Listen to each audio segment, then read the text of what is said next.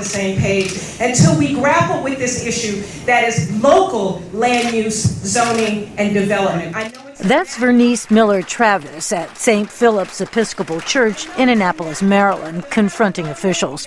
She's vice chair of the Maryland Commission on Environmental Justice and Sustainable Communities, and she's angry about local zoning decisions that promote development and harm the Chesapeake Bay.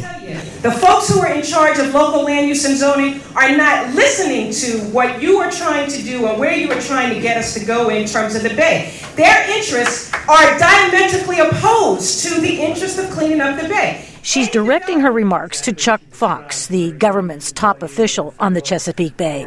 He says while the Bay's future may depend on government controls, only 40% of all sources of pollution are regulated by federal or state laws. I don't think we get to a clean bay if that number stays at only 40%. A few weeks later, outside his office in Annapolis, Fox is handed 19,000 postcards from citizens demanding stronger federal action. As a former Bay activist, Fox knows the problems. It is a sad state that the Chesapeake Bay today is not a whole lot better than it was 25 years ago, and that is unacceptable, and that has to change. So do the politics that have guided Bay restoration, says Howard Ernst, political scientist at the U.S. Naval Academy. In his book, Fight for the Bay, he says decision-making by consensus has dominated Bay politics for over 2 decades. So what you end up with is a series of suboptimal policies that can slow the decline of the Bay, but never seem capable of actually reversing the downward trend. The patchwork of voluntary measures, regulations, and lax enforcement of existing rules hasn't worked either.